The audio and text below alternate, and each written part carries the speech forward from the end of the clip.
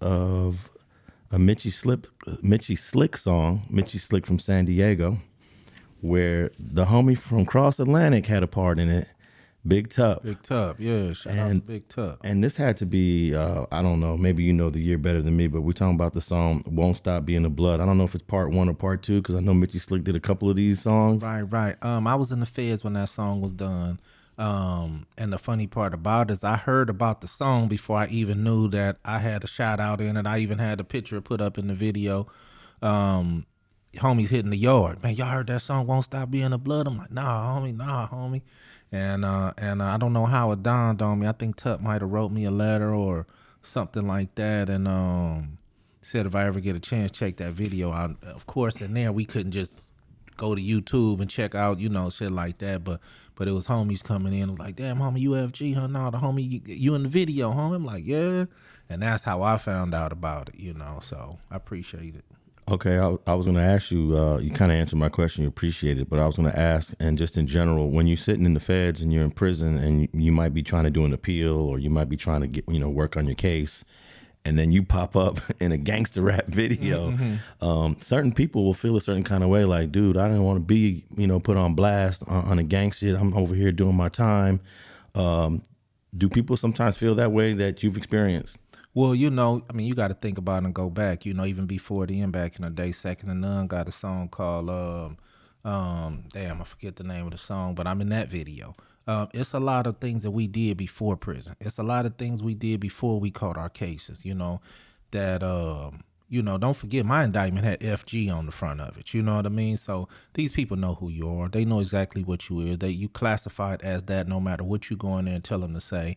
When I get to the court, FG from Cross Atlantic, Frank FG Thornton from Cross Atlantic Piru is in the building. They know this, So, and then not to mention though, when you pushing that line, Alex, you ain't shying away from that. You know what I mean? Now you're not going to tell the authorities specifically, yeah, I'm an active gang member. You're not doing it like that. You know what I mean? But on the flip side though, you never gonna deny the what it is. I mean, that's what it was. So, I didn't take no disrespect or didn't feel no kind of way about it. Because, I felt that, the hood was being represented, especially at that time. You got to think, I'm in prison, full-fledged gang active. So at that time, I was happy the hood was being represented, across the board like that. Do you remember where you was at when you first? I was at Victorville. Okay. Yeah, I was at Victorville. No, I was at Victorville when I heard that the song was out and that, it was a piece about me in there.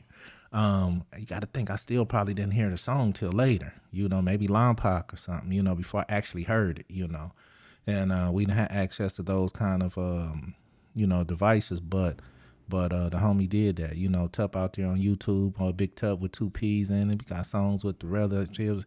Tup got a catalog. It just, a lot of people hadn't heard of him. LA and Compton and all that heard of him, but so y'all check out Big Tupp if y'all get a chance. And that song is actually kind of confirmation of just your whole story, because he's saying you up in the feds because of what another nigga said, Right. He didn't really go into details, but we know what that means. Nah, no doubt. You know what I mean? Like I say, the homies was very hot about that situation. The first time like something like that big kind of happened on the east side, where somebody set you up.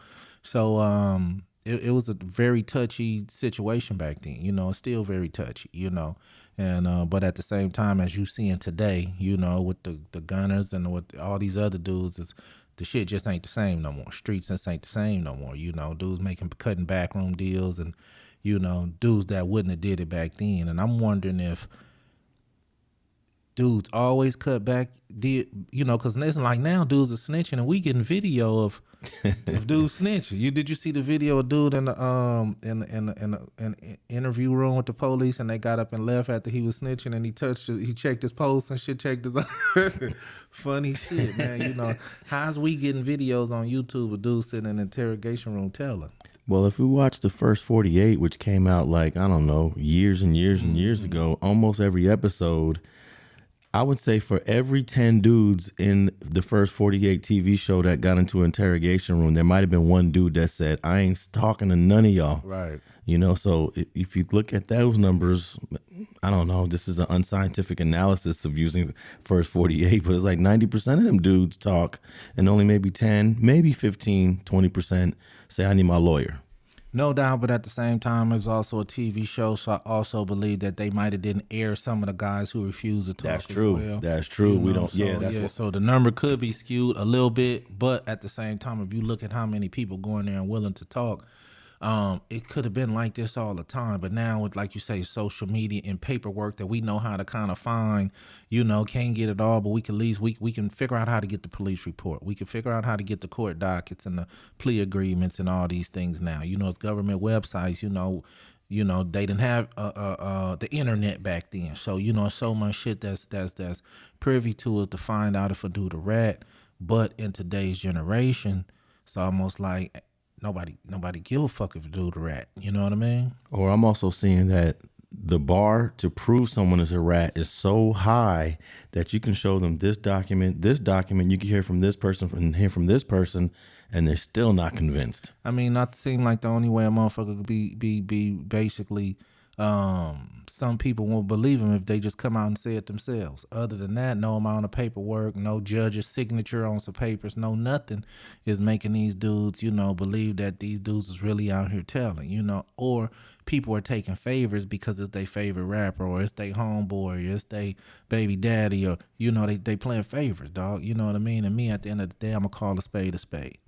You know, so I'm not going to sugarcoat if a motherfucker rat or not. Like I said, I'm not finna sit up here and be like, well, I think he a rat here. But if it come across my table or we talking about a certain subject and I feel that it's truth to that, I ain't going to have no problem speaking on it. Yeah, so if you listen to that Big Tupp song, do you know which version of Won't Stop Being a Blood it was or what year that song came out so I could tell the people? You know what? I mean, you Google Mitchie Slick, Won't Stop Being the Blood, is definitely going to come up. I want to say it was on a, it was a lot of people on now, so that could have been the remix. I'm not 100% sure. I definitely can find out. No, but if you Google Mitchie Slick Won't Stop Being a Blood, multiple songs come up. Yeah. So I believe it's the remix. Because it took me a while to find the Big Tupp one. Oh, okay.